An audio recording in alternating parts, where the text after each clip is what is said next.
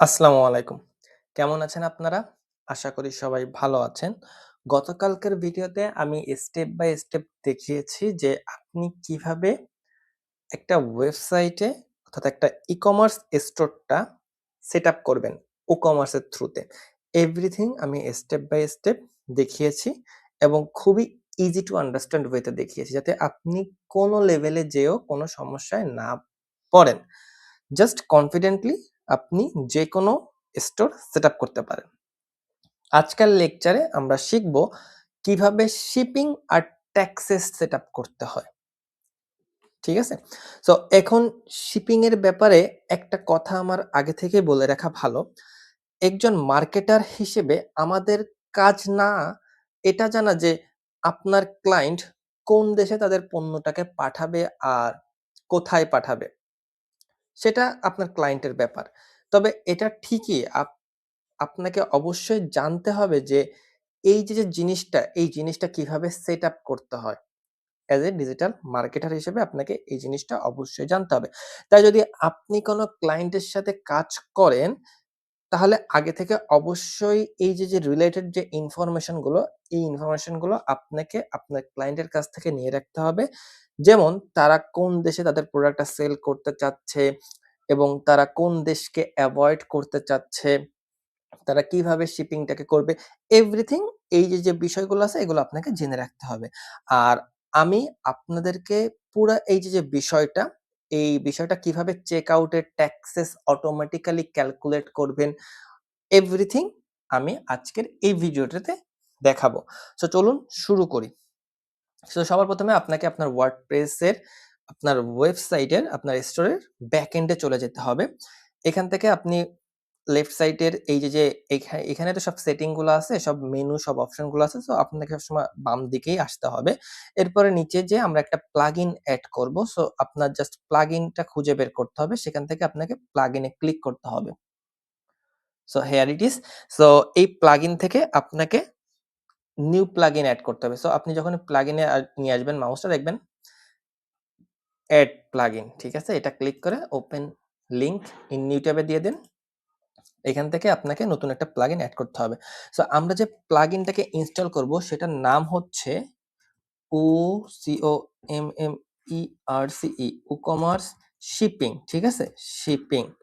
So এই যে WooCommerce shipping যখনই দিবেন আপনাকে প্লাগইনটা চলে আসবে। ঠিক আছে? সো এই যে এই প্লাগইনটাকেই আমরা এড করব। WooCommerce tax, formally WooCommerce shipping and tax. ঠিক আছে? সো আমরা এটাকে এড করব। দেখছেন? এই যে এই প্লাগইনটাকে। সো রেটিং কম দেখে ভয় পাওয়ার কিছু নেই। এই প্লাগইনটা ঠিক মতোই কাজ করে। আমি অনেকদিন ধরে এই প্লাগইনটা ব্যবহার করছি। সো কোনো সমস্যা নেই। জাস্ট এই প্লাগইনটা আপনি ইউজ করতে পারেন। এটা সেফ। আরো এটা WooCommerce এর। সো এক্ষেত্রে আপনার ইনফরমেশন হ্যাক হওয়ারও কোনো সমস্যা নেই, কোনো ভয় নেই। সো আপনি জাস্ট ইনস্টল এ ক্লিক করুন। সো ইনস্টল এ ক্লিক করে ওটা ইনস্টল হয়ে যাবে। সো প্লাগইনটা ইনস্টল করা হয়ে গেলে আপনি আবার ড্যাশবোর্ডে ফিরে আসেন এবং এখান থেকে WooCommerce এ যান। তারপর এখান থেকে আপনি সেটিং এ ক্লিক করেন। তো সেটিং এ ক্লিক করলে আমরা এইখানে যে ফিচারস গুলো আছে এর সাথে অলরেডি আমরা পরিচিত। কারণ গতকালকার ভিডিওতে আমরা এগুলো নিয়ে কাজ করেছিলাম। সো এখানে আমি গতকালকে একটা অপশন এনেবল করি নাই। সেটা হচ্ছে যে এনেবল ট্যাক্স রেটস অর্থাৎ ট্যাক্স আর কুপন নিয়ে আমরা গতকালকে বলেছিলাম যে আমরা এটা নেক্সট ভিডিওতে এটা আলোচনা করব পরবর্তীতে। সো এখানে আপনি enable tax rates and calculation এটাকে আপনি টিক করেন এবং দেন এটাকে সেভ চেঞ্জেস দিয়ে দেন। তাহলে কি করবে? এই যে প্লাগইনটা আমরা ইনস্টল করেছি ওই প্লাগইনটা অটোমেটিক্যালি আপনার যে ট্যাক্স গুলো আছে এগুলোকে ক্যালকুলেট করা শুরু করবে। সো এটা হয়ে গেলে এখন আমরা আমাদের শিপিং জোন গুলো সেট করব। সো আপনি শিপিং ট্যাবে যান। সো এই শিপিং ট্যাবে যাওয়ার পরে এখানে দেখেন কোনো কিছু নাই। ঠিক আছে? বাট আপনার ওইখানে হয়তো থাকতে পারে ১ টা ২ টা লোকেশন। যদি থেকে থাকে তাহলে আপনি জাস্ট ডিলিট করে দেন। ডিলিট করে আমরা একদম ব্র্যান্ড নিউ ভাবে অর্থাৎ একদম শুরু থেকে সবকিছু সেটআপ করব। ঠিক আছে? সো আমরা এক্ষেত্রে ধরে নিচ্ছি যে আমরা আমরা ইউরোপের কোনো একটা বিজনেস এবং আমার ক্লায়েন্ট ইউরোপে থাকে। সো আমাদের ১ম লোকেশনটা আমরা ইউরোপ হবে। ঠিক আছে? এটা আমরা ধরে নিচ্ছি। সো আপনি কি করবেন? আপনি এড জোনে দেন, এড জোনে দিয়ে সো আমরা এখানে যা করব সেটা হলো যে ইউরোপের ভেতরে শিপিং এর জন্য একটা দাম রাখবো। ইউরোপের বাইরে শিপিং এর জন্য আলাদা দাম রাখবো। আর আরেকটা ক্রাইটেরিয়া সেটা হবে যে $99 এর বেশি যদি কেউ কেনে, সেক্ষেত্রে তাদেরকে আমরা ফ্রি শিপিং অফার করব। সো এই ৩ টা ক্রাইটেরিয়া নিয়ে আমরা কাজ করব। ঠিক আছে? এখন যদি অনেকে কোয়েশ্চেন করেন যে ভাই ইউরোপের বাইরে শিপিং এর জন্য আমরা আলাদা কেন রাখবো? দেখেন ইউরোপীয় ইউনিয়নের ভিতরে যে ২৮ টা ২৯ টা দেশ আছে এরা তো ধরেন যে এদের ভিতর ইন্টারনাল যে অ্যাক্সেস, এই অ্যাক্সেসটাই কাছাকাছি। তাহলে এক্ষেত্রে শিপিং কম লাগবে। সো ইউরোপের বাইরে যেতে গেলে তো আপনার অবশ্যই শিপিংটা একটু বেশি লাগবে। সো আমরা এরকমভাবে আমাদের যে সেগমেন্ট গুলো আছে, সেগমেন্ট গুলোকে আমরা একটু ভাগ করব। সো এভরিথিং আমি দেখাচ্ছি। সো এতে করে আপনি বুঝতে পারবেন যে কিভাবে বিভিন্ন লোকেশনের জন্য বিভিন্ন শিপিং মেথড সেটআপ করতে হয়। খুবই ইজি। ওকে? সো আবারও বলছি আপনি যদি বিজনেস ওনার হন, অর্থাৎ আপনি যদি বিজনেস ওনার হন, তাহলে আপনাকে জানতে হবে আসলে আ কোথায় শিপিং কস্ট কত এবং কোন দেশে শিপিং করতে আপনার কতটুকু চার্জ বেয়ার করতে হবে। এই বিষয়গুলো যদি আপনি না জানেন তাহলে প্রফিট করতে পারবেন না। যেমন ধরেন যে ধরলাম আপনি ইউরোপের কোনো একটা দেশে আছেন। সো আপনার স্পেন থেকে জার্মানিতে প্রোডাক্টটা শিপ করতে আপনার কস্ট হয় $৫ ফাইন। ঠিক আছে? সো এটা আপনি জানেন না। না জেনে আপনি ওইখানে কি করলেন? আপনি কস্ট দিলেন $২ শিপিং কস্ট। তাহলে কিন্তু $৩ আপনার নিজের থেকে দিতে হবে। আবার ধরেন যে আপনার ই স্পেন থেকে ইউএসএ তে আপনার শিপিং কস্ট $20 তো আপনি এটা জানেন না। এক্ষেত্রে আপনি কি করলেন? আপনি $10 রেখে দিলেন শিপিং কস্ট। বাকি $10 কিন্তু আপনার নিজে থেকে দিতে হবে। এক্ষেত্রে আপনার প্রফিটটা কিন্তু কমে যাবে। সো এই বিষয়গুলো আপনাকে জানতে হবে। আর যদি আপনি কোন ক্লায়েন্টের কাজ করে থাকেন সেক্ষেত্রে এটা আপনার বিষয় না। এই ক্যালকুলেশনটা করা আপনার কাজ না। এটা ক্লায়েন্টের কাজ। আপনি ক্লায়েন্টের সাথে কোঅর্ডিনেট করে এই বিষয়গুলোকে এনশিওর করেন এবং কারেক্টলি অ্যাকুরেটলি এগুলো এখানে করার চেষ্টা করেন। সো চলুন আমরা ১ম এ ইউরোপের জন্য আমাদের যে শিপিংটা আছে সেটা সেটআপ করি। সো আপনি এড জোন এ গেলাম। আমরা এড জোন এ যাওয়ার পরে এখানে লেখেন ইউরোপ জোন। সো আমাদের জোনের নাম ইউরোপ জোন। এরপরে আমরা রিজিয়ন সিলেক্ট করব। সো এখানে এটা যেটা আছে এভরিওয়ার এটাকে আমরা ক্রস করব। ক্রস করে এটাকে আমরা শুধু ইউরোপ দিয়ে দিব। ঠিক আছে? সো ইউরোপ দেওয়ার পরে আমরা একটু নিচে আসবো। নিচে আসার পরে দেখেন এখানে বলছে শিপিং মেথড। সো আমরা শিপিং মেথড এ ক্লিক করলে এখানে একটা অপশন আসবে সেটা হচ্ছে যে দেখেন এখানে ২ টা অপশন আসছে। একটা হচ্ছে ফ্রি শিপিং, একটা হচ্ছে ফ্ল্যাট রেট। সো আমরা ১ম এ ফ্ল্যাট রেট সিলেক্ট করব এবং তারপরে কন্টিনিউ দিব। তারপরে দেখেন এখানে আমাদের ৩ টা অপশন আসছে। একটা হচ্ছে যে আ ট্যাক্সেবল নাকি নান। অবশ্যই আমরা ট্যাক্সেবল কারণ কোন দেশে ট্যাক্স লাগবে, কোন দেশে ট্যাক্স লাগবে না এটা কান্ট্রির উপর ডিপেন্ড করে। সো এই ক্ষেত্রে আপনি এখানে ট্যাক্সেবল এ দিয়ে রাখেন। হ্যাঁ? এখন কস্ট।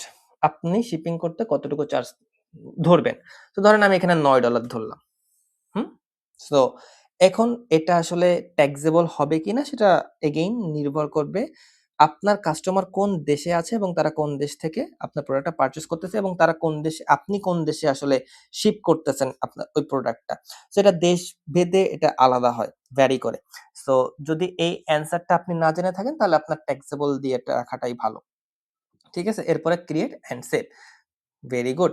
সো আমাদের ফার্স্ট জোন কমপ্লিট করা হয়ে গেছে। সো আমরা বলেছিলাম কি আমরা টোটাল ৩ টা জোন নিয়ে কাজ করব। ঠিক আছে? সো আমাদের ১ম জোনটা কমপ্লিট। এখন আমরা কি করব? আমরা আমাদের নেক্সট জোন নিয়ে কাজ করব। ঠিক আছে? আমাদের নেক্সট জোনটা হবে ব্যাকে যান।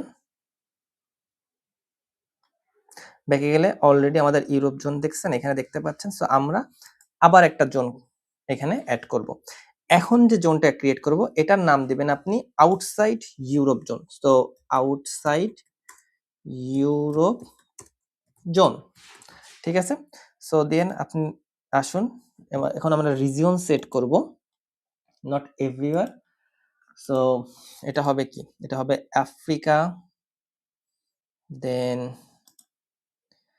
এশিয়া, ইউরোপ তো অলরেডি আমরা করেছি। অ্যান্টার্কটিকা আমরা দিব না। North America, Oceania and south America. ঠিক আছে? সো আমরা ইউরোপ তো অলরেডি আমাদের যেহেতু আছে, সো আমরা ইউরোপটাকে স্কিপ করব। বাট অ্যান্টার্কটিকা বাদ দিব, কারণ হচ্ছে অ্যান্টার্কটিকাতে শিপিং কস্ট অনেক বেশি। কারণ এটা আপনার ইউরোপ থেকে একটু বেশি দূরে, এই মহাদেশটা একটু বেশি দূরে। সো এই ক্ষেত্রে যদি আপনার ক্লায়েন্ট বলে আপনাকে দিতে, তাহলে আপনি দিতে পারেন। আদারওয়াইজ আপনি একে এড়িয়ে যাওয়াটাই বেটার। ঠিক আছে? সো এরপরে আমরা জাস্ট কি করব? আমরা অন্যান্য যে কাজগুলো করেছিলাম সেই কাজগুলোই করব। আমরা শিপিং মেথড সিলেক্ট করব। সিম্পলি এখানে দেন ফ্ল্যাট রেট দিয়ে দেন। দেন হচ্ছে কন্টিনিউ দিয়ে দেন। দেন এটা আমরা $15 করে দিব। অর্থাৎ আউটসাইড ইউরোপ আমরা $15 করে দিব। ঠিক আছে? সো দেখেন আপনি জাস্ট এটাকে ডিসেবল করে আবার এটাকে এনেবল করে দেন। দেখেন এখানে সেভ চেঞ্জেস এর অপশন চলে আসছে। আপনি সেভ চেঞ্জেস দিয়ে দেন। লাস্টলি আমরা আরেকটা অফার করব, সেটা হচ্ছে ফ্রি শিপিং জোন। অর্থাৎ একটা স্পেসিফিক অ্যামাউন্ট যখন আমার দোকান থেকে পারচেজ করবে কেউ, সেটা যখন একটা স্পেসিফিক অ্যামাউন্টে চলে যাবে, তখন আমরা তাদেরকে ফ্রি শিপিং ডেলিভারি অফার করব। ঠিক আছে? সো এক্ষেত্রে ফ্রি শিপিং জোন। ঠিক আছে? সো এটা everywhere. It could be Europe zone, it could be for outside Europe zone, everywhere, পুরো ওয়ার্ল্ড ওয়াইড। ঠিক আছে? শিপিং মেথড, আমরা শিপিং মেথডে যাই একটু, যে চেঞ্জেস গুলো সেগুলো করব। সো ফ্রি শিপিং আমরা ক্লিক করব। দেন হচ্ছে আমরা কন্টিনিউতে দিব। সো এই ক্ষেত্রে আমাদের কিছু রিকোয়ারমেন্ট ফুলফিল করতে হবে। সো এই রিকোয়ারমেন্ট গুলা কেয়ারফুলি আপনি ফুলফিল করবেন। সো যখন আপনি নো রিকোয়ারমেন্ট এ ক্লিক করবেন, দেখেন এখানে কিছু অপশন দিবে যে a valid free shipping coupon. আপনি যদি কোনো কুপন ব্যবহার করতে চান আপনি করতে পারেন। এ মিনিমাম অর্ডার অ্যামাউন্ট আপনার কত হতে হবে, অর্থাৎ কত অর্ডারে ওভার করলে আপনি ফ্রি শিপিংটা অ্যাভেইল করতে দিবেন আপনার কাস্টমারদের। এছাড়া minimum order amount or coupon বিভিন্ন আছে। সো এক্ষেত্রে আপনি মিনিমাম অর্ডার অ্যামাউন্টটা দিবেন যে এতটুকু পারচেজ করলে, এত টাকার পারচেজ করলে তাহলে তুমি ফ্রি শিপিংটা পাবা। ঠিক আছে? তো আপনি ওটা দিয়ে দিবেন। দেওয়ার পরে এখানে আমরা দিয়ে দিলাম যে $99, অর্থাৎ $99 এর পণ্য যদি কেউ পারচেজ করে সেক্ষেত্রে তারা ফ্রি শিপিং নিতে পারবে। এরপরে আপনি apply minimum order rule before coupon discount, এটা টিক দিয়ে দেন। এটার মানে কি? এটার মানে আমরা বোঝাতে চাচ্ছি যে কাস্টমার যদি কুপনও ব্যবহার করে, অর্থাৎ আমরা কিছু ক্ষেত্রে ডিসকাউন্ট দিতে পারি, তবুও অরিজিনাল প্রাইস কমপক্ষে $99 হতে হবে। অর্থাৎ $99 কম হলে এই ফ্রি শিপিংটা এপ্লাই হবে না, অ্যাপ্লিকেবল হবে না। যেমন ধরেন যে আমি একটা কুপন ব্যবহার করলাম, যে ক্ষেত্রে আ যে প্রোডাক্টটার দাম ছিল $100, সেটা কুপন ব্যবহার করার পরে হয়ে গেল $80। সো এই ক্ষেত্রে ওই $80 টা কাউন্ট হবে। ১০০ টা কাউন্ট হবে না। অর্থাৎ আপনার কুপন বাদে আপনাকে মিনিমাম $99 পারচেজ করতেই হবে। তাহলে শুধুমাত্র ফ্রি শিপিংটা এভেইলেবল হবে। সো যখনই আপনি এটাকে কমপ্লিট করে ফেলবেন, জাস্ট ক্রিয়েট অ্যান্ড সেভ দিয়ে দেন। এগেইন আপনি জাস্ট ফ্রি শিপিংটাকে ডিসেবল করে আবার এনেবল করে দেন। দেখেন এখানে সেভ চেঞ্জেস এর অপশন আসছে। আপনি সেভ চেঞ্জেস দিয়ে দেন। ব্যাস, আমাদের যে শিপিং এর যে বিষয়গুলো ছিল এটা কমপ্লিট হয়ে গিয়েছে। সো আশা করি আপনি বিষয়টা বুঝতে পারতেছেন। আমি সবকিছু স্টেপ বাই স্টেপ একদম হাতে ধরে বোঝানোর চেষ্টা করতেছি। আশা করি আপনারা বুঝতেছেন। সো আমরা যে চেক আউট, পরবর্তীতে আমরা এটা নিয়ে আরো আলোচনা করব, এবং আপাতত শিপিং এর জন্য এটুকুই, যেটুকু আমি করছি এটুকুই এনাফ। আর ট্যাক্সের যে বিষয়টা সেটা হলো যে কাস্টমার যখন চেক আউটে তাদের কান্ট্রি সিলেক্ট করবে, তখন অটোমেটিক্যালি সেটা কান্ট্রির যে ট্যাক্স পলিসি সেটা অনুযায়ী সেটা ক্যালকুলেট হয়ে যাবে। সো এই সব বিষয়টা অটোমেটেড হয়ে যাবে।